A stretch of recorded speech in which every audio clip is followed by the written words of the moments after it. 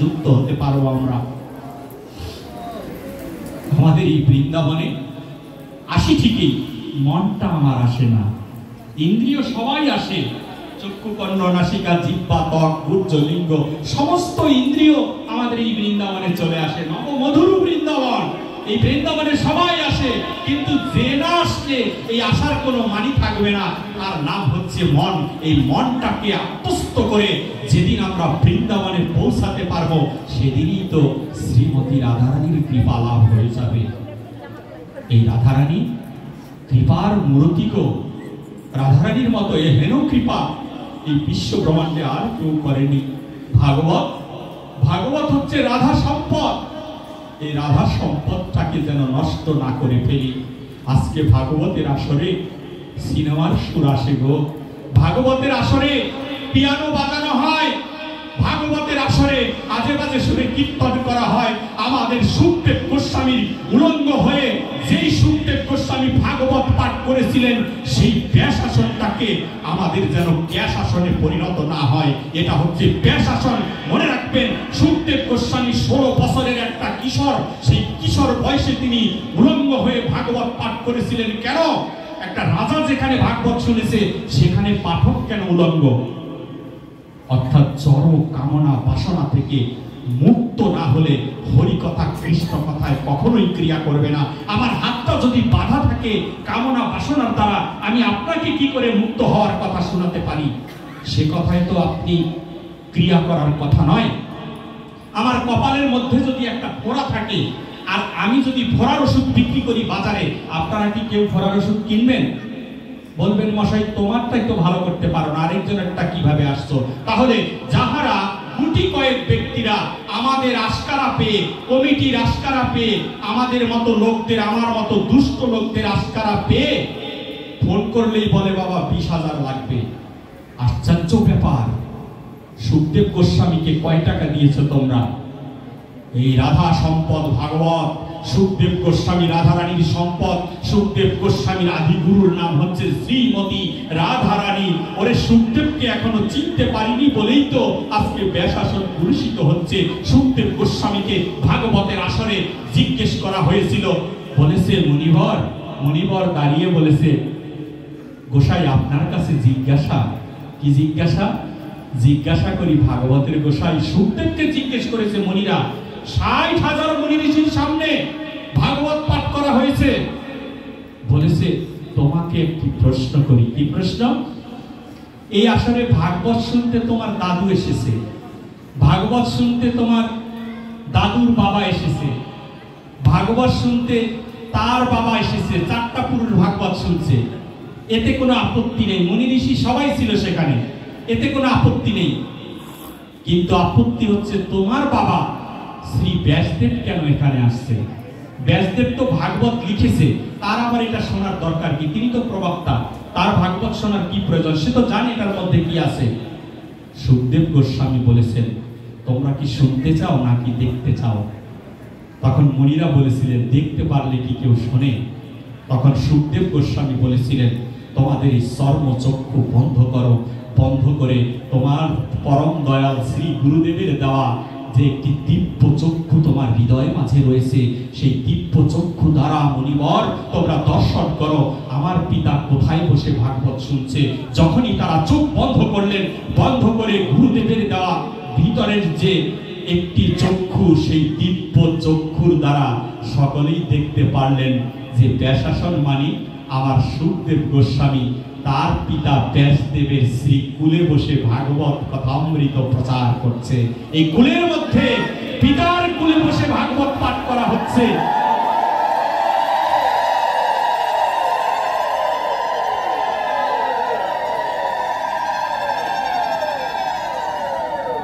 আজকে পিতার কুল হচ্ছে ভাগবত।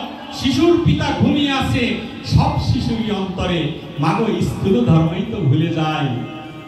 একটুখানি শাস্ত্র গ্রন্থ করে সর্বপ্রথম যে অপরাধের সাথে যুক্ত হয়ে যায়, আমার ওই আদর্শ লিপিকে আমি ভুলে যাই।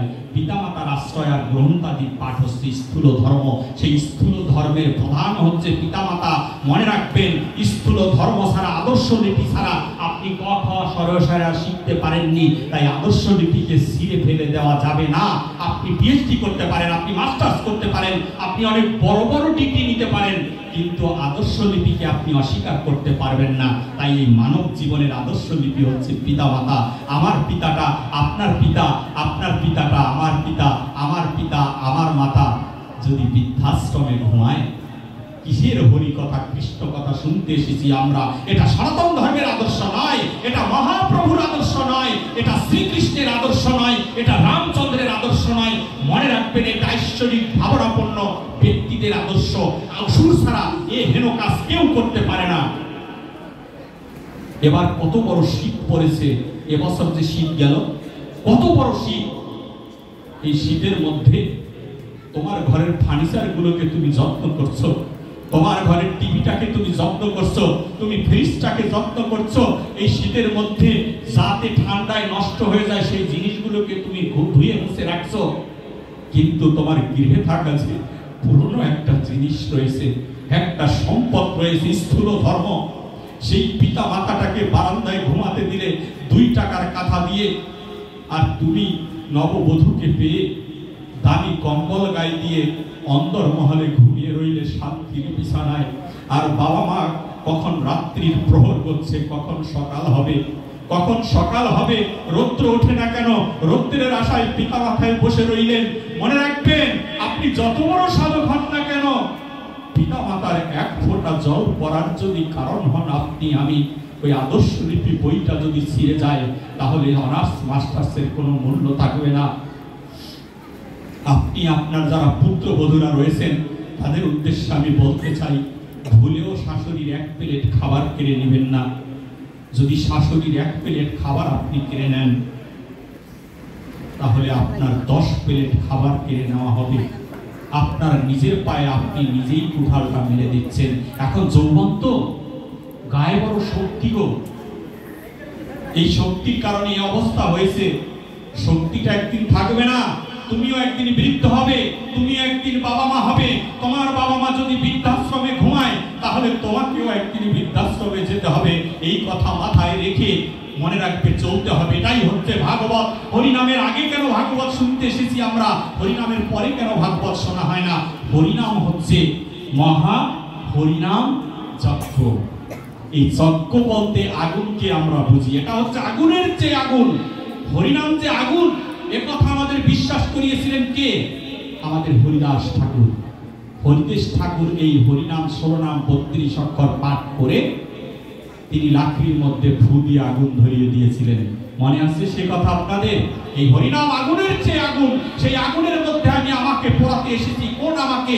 আমার ভিতরে 6টা দুষ্ট হিংস্র প্রাণী রয়েছে, কাম, ক্রোধ, লোভ, মোহ, মদ, মাৎসর্য।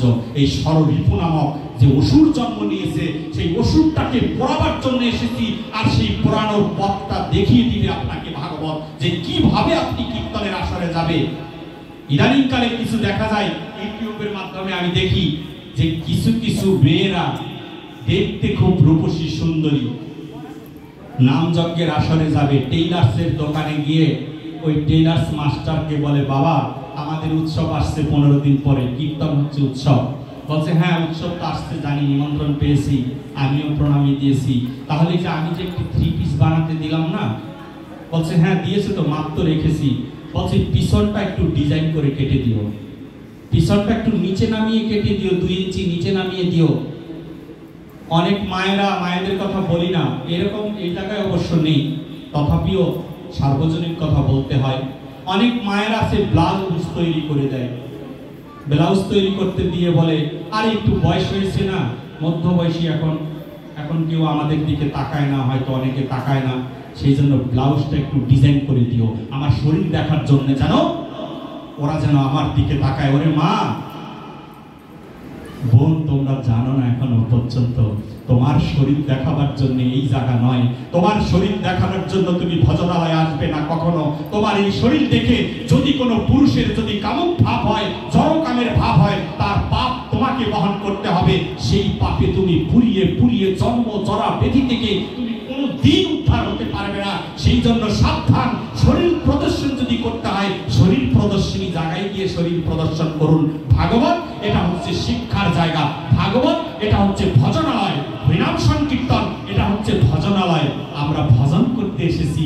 কবে কখন কোথায় ভজন করেছি? কলিজি ভাষায় যদি বলি মন্দির বসিয়েছি, প্রতিষ্ঠা করেছি।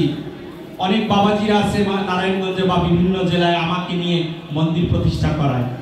আমি বললাম মন্দির প্রতিষ্ঠা তো হয়ে গেল, বেশ ভালো, মন্দির প্রতিষ্ঠা হলো, এখন আপনি প্রতিদিন এখানে পূজা অর্চনা করবেন, খুব ভালো কথা। ভাবছেন ধর্ম করে ফেলছি? হ্যাঁ গো মা, ধর্ম হচ্ছে না। কলির যুগের ধর্ম অনেক সহজ, আবার অত্যন্ত কঠিন থেকে আরো কঠিন। তোমার আমার মনটাকে এখনো পর্যন্ত আমরা ঠিক করতে পারি না। আজকের এই শয়ন একাদশীতে, এই শয়ন একাদশীর তিথিতে শ্রী নারদ মুনি বলেছেন ভাগবতে, ভাগবতের একদম প্রথমে যারা যারা ভাগবত পড়েন, এখানে অনেক পাঠক রয়েছেন, আমার সাথে শান্তিবাবু নামে একজন পাঠক রয়েছে, অধীর বাবু, তিনিও পাঠ করেন। পাঠকদের সম্মুখে দৃষ্টতার সহিত আমি তাদের চরণে সম্মান রেখেই বলছি, যারা এখানে পাঠকরা রয়েছেন তাদের চরণে আমি সম্মান রেখেই বলছি, ভাগবতের একদম প্রথম পৃষ্ঠা উল্টালেই যেখানে আলোচনা রয়েছে ব্যাসদেব মরতে বসেছে নদীর পাড়ে গিয়ে, আমি আর বাঁচবো না, কারণ আমি জীবের জন্য কিছু করতে পারলাম না। মহাভারত, 4টা বেদ, এই সমস্ত আদি গ্রন্থ বর্ণনা করেও নাকি তিনি ভক্তদের জন্য কিচ্ছু করতে পারেনি। তখন তিনি মরতে বসেছে, আর সেই মরা থেকে তাকে কে বাঁচাবে? সরস্বতী মা তার কণ্ঠ থেকে নেমে এসে, ব্যাসদেবের কণ্ঠ থেকে নেমে এসে, আমি ভাগবত কথা বলছি আপনাদের, কণ্ঠ থেকে নেমে এসে সরস্বতী মা বলছে, ব্যাস তুমি কেন দেহ রাখবে? বলছে মা আমাকে দিয়ে কিচ্ছু হয়নি। বলেছে না না, তুমি মৃত্যুবরণ করো না, তোমার মৃত্যু মঙ্গল হবে না এই জীবের জন্য, আমি তোমার কণ্ঠে থাকি, তুমি যদি মরে যাও তাহলে আমি কোথায় বসবো? দেখা গেল তাকে রক্ষা করা সম্ভব নয়। তখন সরস্বতী মা বললেন, একমাত্র জীবকে একজনই রক্ষা করতে পারে, তার নাম হচ্ছে পরম দয়াল শ্রী গুরুদেব। গুরুদেব যদি রক্ষা করে তাহলে তাকে কৃষ্ণ তাকে ধ্বংস করে না, এত ক্ষমতা গুরুদেবের। যখনই সরস্বতী মা গুরুদেবের শরণ নিলেন, তখনই আবির্ভূত হয়ে গেলেন আমাদের মুনি শ্রেষ্ঠ নারদ মুনি। এই নারদ মুনি উপস্থিত হয়ে বললেন, কি হয়েছে মা?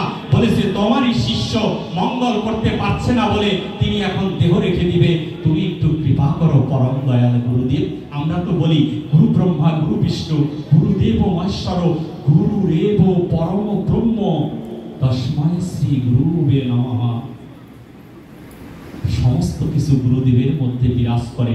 তখন নারদ মুনি বলতেছিলেন এই 4 মাসের কথা, অর্থাৎ আজকের এই একাদশী তিথি থেকে, শয়ন একাদশী তিথি থেকে উত্থান একাদশী পর্যন্ত আলোচনা করেছেন ভাগবতের শ্লোকে যাবার আগে। যারা ভাগবত কিনেছেন, যারা পাঠ করেন, তারা অবশ্যই পড়েছেন এবং ভালো করে একটু পড়ে দেখবেন। এখানে তিনি বোঝাতে চেয়েছিলেন, তিনি তার শিষ্যকে রক্ষা করার জন্য তিনি বলতেছিলেন, আমি মুনি, আমি নারদ মুনি, আমার জীবনী তুমি জানো, আমার জীবনী জানলে তোমার ভক্তি হবে। তখন নারদ মুনি সেই কথা বলতেছিলেন, তখন নারদ মুনি বলছিলেন যে আমি একটি দাসীর সন্তান ছিলাম। নারদ একটি দাসীর সন্তান। দাসী কারা? যারা অন্যের বাড়িতে পরিচর্যামূলক কাজ করে, তারা হচ্ছেন দাসী। সেই দাসীর সন্তান আমি। এই দাসীকে এই শয়ন একাদশীর তিথিতে ওই এলাকার কয়েকজন বৈষ্ণবেরা, সাধুরা, ব্রাহ্মণরা তারা নিয়ে গিয়েছিলেন এই দাসীকে পরিচর্যামূলক কাজ করার জন্য। সাথে ছিল শিশু বাচ্চা নারদ মুনি। এই নারদ মুনি যখন মায়ের সাথে পরিচর্যামূলক কাজে, বৈষ্ণবদের কাজে, অর্থাৎ এই 4 মাস বেশি একটা কৃষি কাজ থাকে না, জমিতে জল হয়ে ডুবে যায়, সেজন্য এই 4 মাস, আজকে থেকে ভাগবত শুরু শ্রাবণ মাসের প্রথম দিন। এই শ্রাবণ মাসের প্রথম দিনে সাধুদের সাথে নারদ মুনিকে নিয়ে যাওয়া হলো। নারদ মুনি তখন শিশু বাচ্চা। কাকে বলছেন? গুরুদেবকে শিষ্যকে বলছেন এই কথা, গুরুর জীবনী শোনাচ্ছেন ভাগবতের প্রথমে। তখন বলেছে যে ঠিক আছে, আমি তো আসছি এই 4টি মাস। 4 মাস কোন মাস? শ্রাবণ, ভাদ্র, আশ্বিন, কার্তিক। কার্তিক মাসের পুরুষোত্তম মাসের যে উত্থান একাদশী, উত্থান একাদশী প্রত্যয় সাধু সঙ্গ করেছিলেন এবং বৈষ্ণবদের সাথে, সাধুদের সাথে নারদ মুনি গ্রামে গ্রামে গিয়ে গিয়ে ওই বৈষ্ণবরা হরিকথা, কৃষ্ণ কথা বলতেন, তাদের একটু জল আগিয়ে দিতেন, তাদের একটু খাবার এগিয়ে দিতেন, তাদের কখন একটা গামছা এগিয়ে দিতেন। এমনি করে সেবা দিতে দিতে যখন উত্থান একাদশী আসলো, সেই একাদশী তিথিতে আসরটা ভেঙে যাবে, সাধুসঙ্গ ভেঙে যাবে।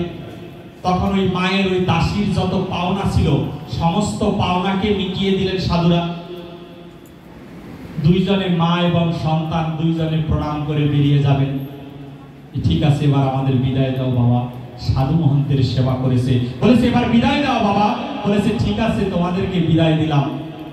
পিছন থেকে ডেকে, সাধু তো, সাধু কি আমার মতো কখনো হয়?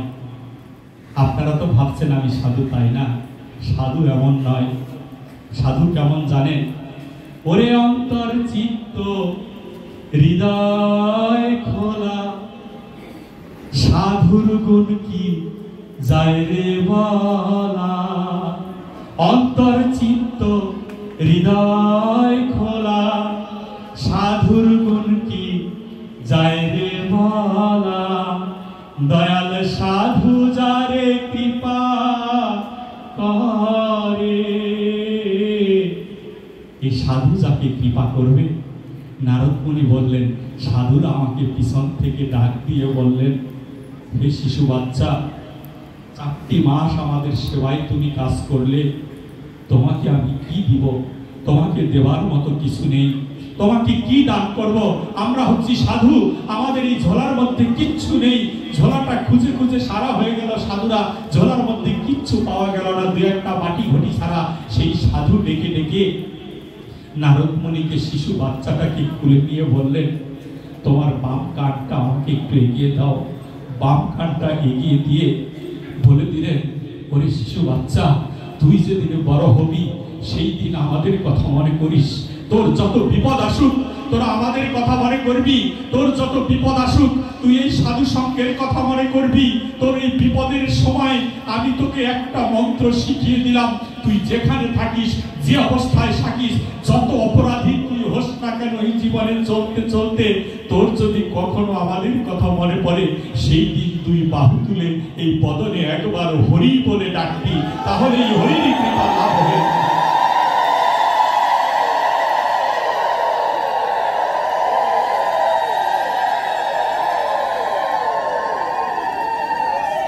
আজকে সেই হরিকে স্মরণ করে রাস্তা দিয়ে যখন নারদ মুনি যায় তার মায়ের সাথে,